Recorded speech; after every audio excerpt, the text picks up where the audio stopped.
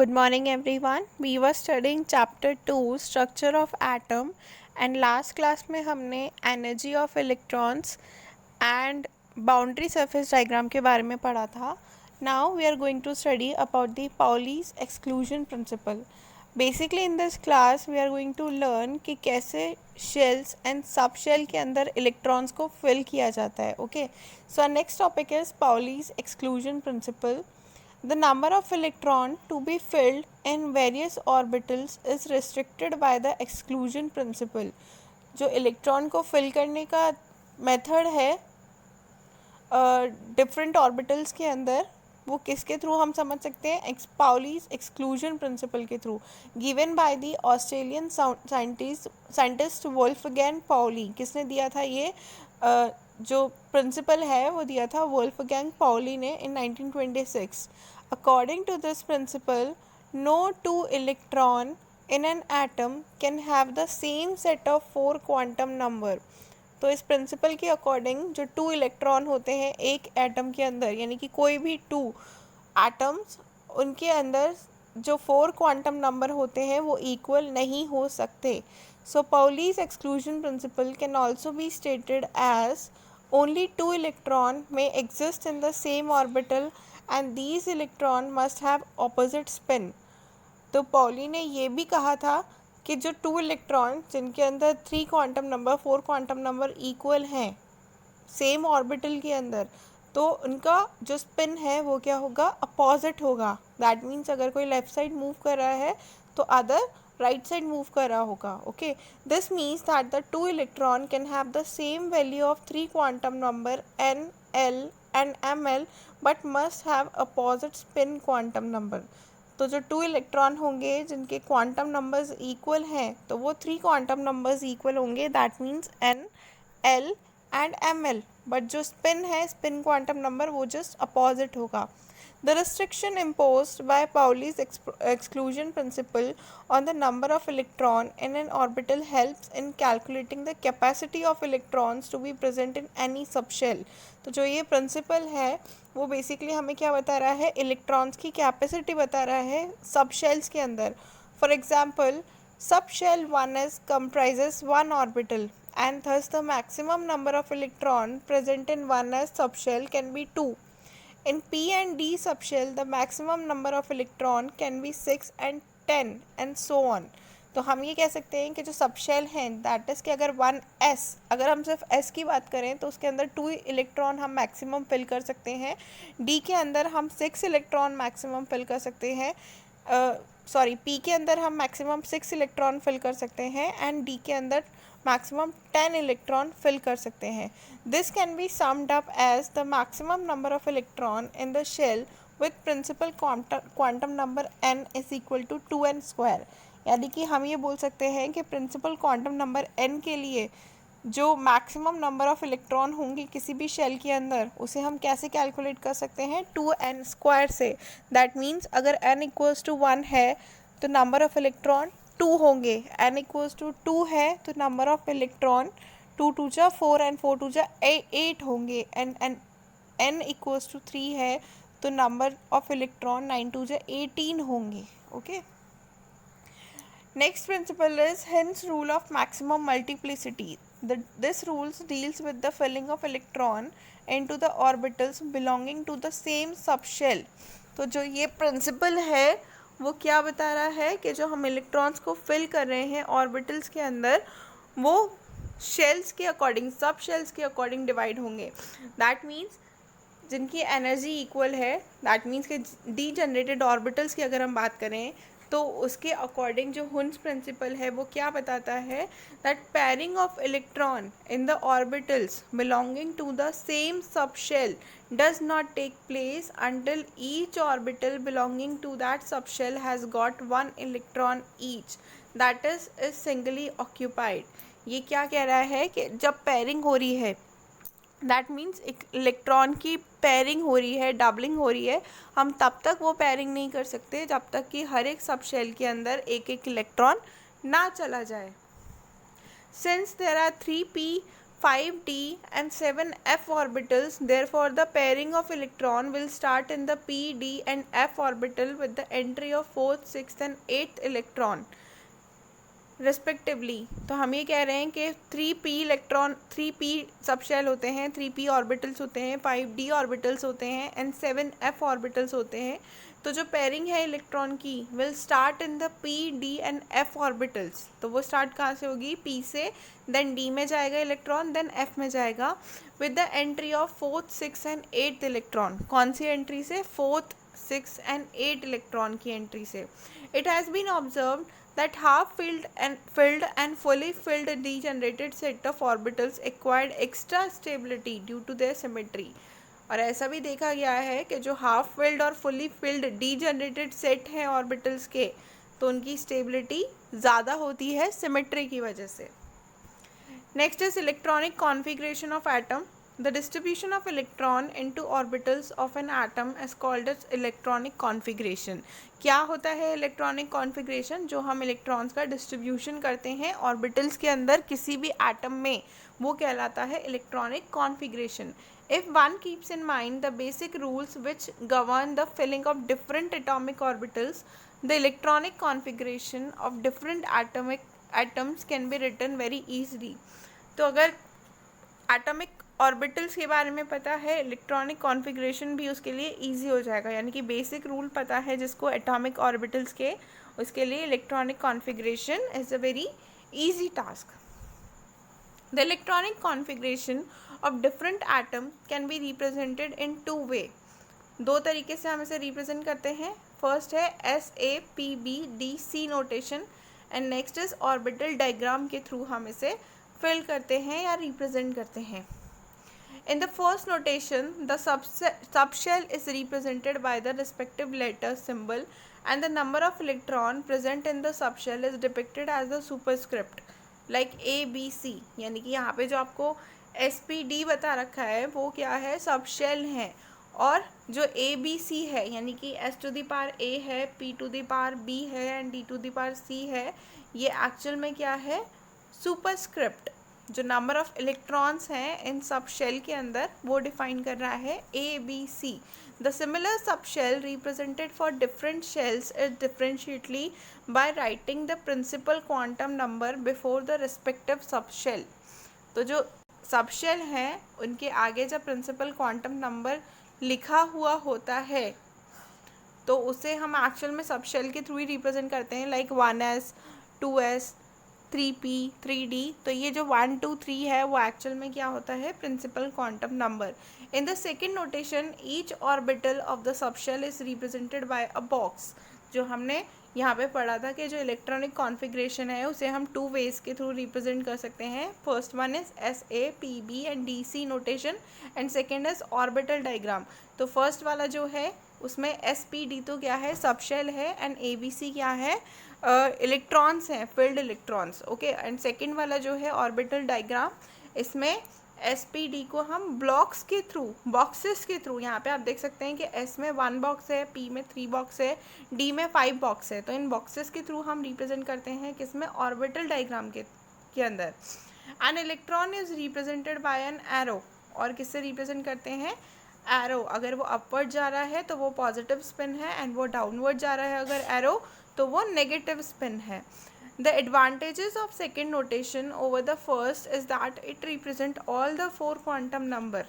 तो जो सेकेंड वाला नोटेशन है यानी कि बॉक्सेस वाला, उसमें क्या एडवांटेज है कि ये सारे 4 के 4 क्वांटम नंबर को रिप्रेजेंट कर रहा है, यानी कि स्पिन भी बता रहा है. ओके. यानी कि पॉजिटिव स्पिन है, नेगेटिव स्पिन है, ये भी बता रहा है, और N, L और ML तो बता ही रहा है. The hydrogen atom has only 1 electron. Hydrogen का एटॉमिक नंबर होता है 1. तो हाइड्रोजन के अंदर 1 ही इलेक्ट्रॉन होता है which goes in the orbital with the lowest energy. तो वो कौन से ऑर्बिटल के अंदर जाएगा वो इलेक्ट्रॉन? जिसकी एनर्जी सबसे कम होगी, नेमली 1s. 1s के अंदर जाएगा, 1 ही इलेक्ट्रॉन है. The electronic configuration of the hydrogen atom is 1s1, meaning that it has 1 electron in the 1s orbital. 1 क्या है? Principal quantum number. S क्या है? Subshell. एंड जो S का सुपरस्क्रिप्ट 1 दे रखा है वो क्या है? Number of electron. The second electron in helium can also occupy. अब हम 1s तो हाइड्रोजन के अंदर हमने फिल कर दिया, हीलियम का एटॉमिक नंबर होता है 2, तो अब हम हीलियम के अंदर फिल करेंगे, तो हीलियम के अंदर 1s तो फिल्ड है, it's configuration is therefore 1s2। तो हीलियम का कॉन्फ़िगरेशन क्या होता है 1s2।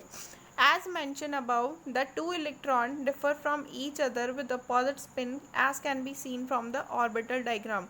तो 1s2 जब है यानी कि 2 इलेक्ट्रॉन है, तो 2 इलेक्ट्रॉन फिल होने का मतलब है कि इन ये एक तो आपको पता ही है कि जितने भी क्वांटम नंबर है सबको रिप्रेजेंट कर रहा है, और जो फोर्थ वाला क्वांटम नंबर है दैट मीन्स कि 2 इलेक्ट्रॉन आ गए तो अपोजिट स्पिन होगा, उसे भी ये रिप्रेजेंट कर रहा है। The third electron of lithium is not allowed in the 1s orbital because of Pauli's exclusion principle। जो पाउली का एक्सक्लूजन प्रिंसिपल था उसके अकॉर्डिंग जो थर्ड इलेक्ट्रॉन होगा लिथियम के अंदर वो 1s के अंदर नहीं जाएगा, it therefore takes the next available choice. वो क्या करेगा, दूसरे के अंदर जाएगा, दैट मीन्स के 2s के अंदर। The electronic configuration of lithium is 1s2 and 2s1। The 2s orbital can accommodate one more electron। The configuration of beryllium atom is therefore 1s2 and 2s2। और जो बेरिलियम है जिसके अंदर जिसका atomic number होता है 4, दैट मीन्स कि इसमें 4 इलेक्ट्रॉन जाएंगे, तो दैट मीन्स कि इसका इलेक्ट्रॉनिक कॉन्फ़िगरेशन होगा 1s2 and 2s2। In the next 6 element boron, carbon, nitrogen, oxygen, fluorine and neon orbitals get progressively filled। तो ये आगे वाले जितने भी एलिमेंट्स हैं जैसे बोरॉन है, कार्बन है, नाइट्रोजन है, ऑक्सीजन है, फ्लोरीन है, नियॉन है, और वो भी इसी तरीके से फिल्ड हो रहे हैं। जैसे हम बोरॉन के लिए दे सकते हैं, लिथियम तक 2s2 हो गया था तो बोरॉन में 2p1, क्योंकि बोरॉन का जो एटॉमिक नंबर होता है वो होता है 5। कार्बन की बात करें तो 1s2 2s2 and 2p2। Nitrogen की बात करें तो 1s2 2s2 and 2p3। Oxygen की बात करते हैं 1s2 2s2 2p4। फ्लोरीन के अंदर 1s2 2s2 2p5 and neon के अंदर 1s2 2s2 2p6। The 2p orbital get progressively filled. यहाँ तक नियॉन तक 2p ऑर्बिटल्स फिल्ड हो चुके हैं। This process is completed with the neon atom, यानी कि 2p तक जो फिल्ड होने का प्रोसेस है वो नियॉन एटम पर आके ख़त्म हो जाता है।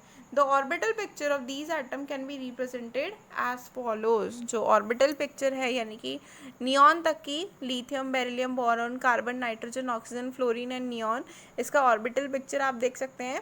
लिथियम के अंदर 3 इलेक्ट्रॉन्स थे तो 1s एंड 2s के अंदर 2s1 के अंदर फिल्ड हो गया। बेरिलियम के अंदर 4 इलेक्ट्रॉन थे, दैट मीन्स के 1s2 एंड 2s2 के अंदर फिल हो गया। बोरॉन के अंदर 5 इलेक्ट्रॉन थे तो 1s2 2s2 and 2p1। Carbon के अंदर 6 इलेक्ट्रॉन है, that means 1s2 2s2 2p1 and 2p2 sorry.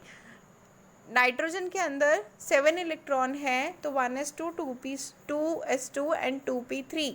Oxygen के अंदर 8 इलेक्ट्रॉन है, 1s2 2s2 and 2p5, okay sorry 2p4। तो इस तरीके से नियॉन तक 2p वाला ऑर्बिट भी पूरी तरीके से फिल्ड है, दैट मीन्स के 2p के अंदर 6 इलेक्ट्रॉन फिल हो गए हैं।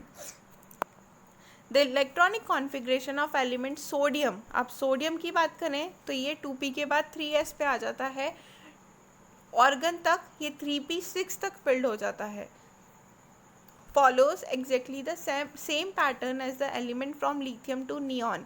तो सोडियम से ऑर्गन तक भी सेम पैटर्न फॉलो हो रहा है जो हमने देखा लिथियम से नियॉन तक का, with the difference that 3s and 3p orbital are getting filled now. But difference क्या है, ऑर्गन तक के एलिमेंट्स के अंदर, सोडियम से ऑर्गन तक के एलिमेंट्स के अंदर यहाँ पे 3s और 3p ऑर्बिटल्स भी पूरी तरीके से फिल्ड है। This process can be simplified if we represent the total number of electron in the first 2 shell by the name of element neon. The electronic configuration of the element from sodium to argon can be written as Na Ne3s1। यहाँ पे neon से just आगे sodium आया है तो हमने ये बोल दिया कि जो एक्स्ट्रा इलेक्ट्रॉन फिल्ड हुआ है नियॉन सोडियम के अंदर वो है 3s1, और उससे पहले वाले सारे फॉलो कर रहे हैं नियॉन को। ठीक है। सेम अगर हम ऑर्गन में देखें तो ऑर्गन के लिए भी नियॉन का सारा एटॉमिक कॉन्फ़िगरेशन आ जाएगा, देन 3s2 एंड 3p6। तो इस तरीके से भी हम लिख सकते हैं, the electrons in the completely filled shells are known as the core electron and the electrons that are added to the electronic shell with the highest principal quantum number are called valence electron। Core electron क्या होता है? The electron in the completely filled shells, जो shells के अंदर electrons पूरी तरीके से field हैं उसे हम बोलते हैं कोर इलेक्ट्रॉन। और जो the electron that are added to the electronic shell with the highest principal quantum number, जब highest principal quantum number होता है उसके अकॉर्डिंग जब हम फिल कर रहे होते हैं इलेक्ट्रॉन को तो वो होता है valence electron. Okay, for example the electrons in neon are the core electron and the electron from sodium to argon are the valence electron। तो जो नियॉन तक इलेक्ट्रॉन था वो क्या था? कोर इलेक्ट्रॉन, और सोडियम से ऑर्गन तक valence electron. In potassium and calcium, the 4s orbital being lower in the energy than the 3d orbitals। जो पोटेशियम और कैल्शियम है उसके अंदर 4s ऑर्बिटल भी इंक्लूड हो गया है और उसकी एनर्जी 3d ऑर्बिटल से कम है, is occupied by 1 and 2 electron respectively. A new pattern is followed beginning with scandium। जो नया पैटर्न है वो कहाँ से स्टार्ट होता है? स्कैंडियम से। The 3d orbital being lowered in the energy than the 4p orbital. जो 3d ऑर्बिटल है उसकी एनर्जी कम है किससे? 4p ऑर्बिटल से। इज फिल्ड फर्स्ट, तो 3d को पहले भरा जाएगा। Consequently in the next 10 elements scandium, titanium, vanadium, chromium, manganese, iron, cobalt, nickel, copper and zinc, the 5 3d orbitals are progressively occupied। तो zinc तक 5 3d orbitals fill हो चुके होते हैं। We may be puzzled by the fact that chromium and copper have 5 and 10 electron in 3d orbitals rather than 4 and 9, as their position would have indicated with 2 electron in the 4s orbital। Puzzle situation क्या है? जो chromium है and copper है उनके अंदर 5 and 10 electrons हैं 3d orbital के अंदर, जबकि होने कितने चाहिए? 4 and 9। 5 और 10 की जगह होने चाहिए एक कम 4 and 9, as their position would have indicate with 2 electron in the 4s orbital. तो उसकी पोजीशन क्या बता रही है कि यहाँ पे 2 इलेक्ट्रॉन कहाँ पे फिल्ड हो चुके हैं? 4s के अंदर। The reason is that fully filled orbital and half filled orbital have extra stability. तो कोबाल्ट और जो कॉपर है, क्रोमियम और कॉपर है, ठीक है, तो उनकी सिचुएशन कैसे सेटिस्फाई हो रही है कि जो फुली फिल्ड ऑर्बिटल होते हैं एंड हाफ फिल्ड ऑर्बिटल होते हैं उनकी स्टेबिलिटी ज़्यादा होती है comparison to the lower energy. Thus P3, P6, P5, D10 and F7, F14 etc configuration which are either half filled और fully filled are more stable। तो हम ये कह सकते हैं कि हाफ फिल्ड अगर P के रेस्पेक्ट में देखें तो P3, डी के में देखें तो D5 एंड F में देखें तो F7, ये भी सेटिस्फाई है, स्टेबल है and fully stable, that means fully filled. P6, D10 and F14 ये भी क्या है? स्टेबल है। Chromium and copper therefore adopt the D5 and D10 configuration. तो इसलिए स्टेबिलिटी को अडॉप्ट करने के लिए क्रोमियम एंड कॉपर ने क्या किया? D5 एंड D10 कॉन्फ़िगरेशन को एक्सेप्ट किया है। With the saturation of the 3d orbital, the filling of 4p orbital starts at gallium। तो 3d ऑर्बिटल्स के सैचुरेशन के बाद जो 4p ऑर्बिटल है वो कहाँ से स्टार्ट होता है? गैलियम से, and is completed at krypton, और क्रिप्टन तक कंप्लीट हो जाता है। In the next 18 element from rubidium to xenon, the pattern of filling the 5s 4d and 5p orbital are similar to that of 4s 3d and 4p orbital. तो ऐसे ही जो krypton के बाद rubidium से xenon तक का pattern है वो भी किस में फॉलो हो रहा है? 5s 4d एंड 5p में। Then comes the turn of the 6s orbital. अब जब 6s ऑर्बिटल की बात आती है, in caesium Cs and the barium Ba, this orbital contains 1 and 2 electron respectively. तो 6s ऑर्बिटल के अंदर 1 इलेक्ट्रॉन तो होता है, 6s1 होता है कैसियम का एंड 6s2 होता है बैरियम का electronic configuration. Then from lanthanum to mercury the filling of electron take place in 4f and 5d orbital. और लैंथियम और मर्क्यूरी के अंदर जो इलेक्ट्रॉन कॉन्फ़िगरेशन है वो किसके अंदर जा रहा है, 4f एंड 5d के अंदर. After this, filling of 6p, then 7s, and finally 5f and 6d orbital take place. The element after uranium are all short-lived and all of them are produced artificially. Uranium के बाद वाले जितने भी elements हैं वो क्या हैं, short lived है, यानी कि थोड़े के टाइम के लिए ही रहते हैं और उन्हें आर्टिफिशियली बनाया जाता है. The electronic configuration of known element are tabulated in table 2.6. जो ये चैप्टर के एंड में आपको टेबल दे रखी है उसमें सारे एलिमेंट जो पीरियोडिक टेबल के अंदर होते हैं उन सबका इलेक्ट्रॉनिक कॉन्फ़िगरेशन दे रखा है. वन में ask what is the utility of knowing the electronic configuration. अब क्वेश्चन ये है कि इलेक्ट्रॉनिक कॉन्फ़िगरेशन को जानने की ज़रूरत क्या है. The modern approach to the chemistry in fact depends almost entirely on electronic distribution to understand and explain chemical behavior. तो जो मॉडर्न अप्रोच है केमिस्ट्री का वो क्या बताता है कि इलेक्ट्रॉनिक डिस्ट्रीब्यूशन जो है इलेक्ट्रॉन्स का एटम्स के अंदर जो डिस्ट्रीब्यूशन है उसी के थ्रू आप समझ सकते हैं किसी भी एलिमेंट का chemical behaviour. For example questions like why 2 or more atom combine to form molecules. एक क्वेश्चन है कि जब क्यों 2 और मोर एटम आपस में मिलकर मॉलिक्यूल्स बनाते हैं. Why some atoms are metals while other are non metals. कुछ एटम्स मेटल्स होते हैं कुछ नॉन मेटल्स होते हैं. Why elements like helium and argon not reactive but elements like halogen are reactive. तो helium and argon not reactive है but halogen reactive है. Find simple explanation from the electronic configuration. तो आप ये electronic configuration के through बता सकते हो. फॉर एग्जाम्पल जैसे हमने अभी पढ़ा कि हीलियम एंड आर्गन तो क्या है, एलिमेंट्स स्टेबल है, ठीक है, नॉट रिएक्टिव है. बट हेलोजन्स क्या है, रिएक्टिव है. क्यों? क्योंकि इनके अंदर वैलेंस इलेक्ट्रॉन प्रेजेंट नहीं है. किसके अंदर, हीलियम एंड आर्गन के अंदर. 1s2 एंड 2s2 फिल्ड हो गया. इनका लास्ट वाला जो इलेक्ट्रॉनिक कॉन्फ़िगरेशन है वो पूरी तरीके से फिल्ड है. यानी कि s में अगर 2 इलेक्ट्रॉन हो, p में 6 इलेक्ट्रॉन हो, f में d इलेक्ट्रॉन हो, तो दैट मीन्स हम ये कंसिडर करते हैं, सॉरी d में 10 इलेक्ट्रॉन हो एंड f में 14 इलेक्ट्रॉन हो, तो हम कंसिडर करते हैं कि इसके अंदर वैलेंस इलेक्ट्रॉन नहीं है. जबकि जो हेलोजन है तो उनके अंदर वैलेंस इलेक्ट्रॉन प्रेजेंट होते हैं, इसलिए वो रिएक्टिव होते हैं. These question have no answer in the Daltonian model of atom.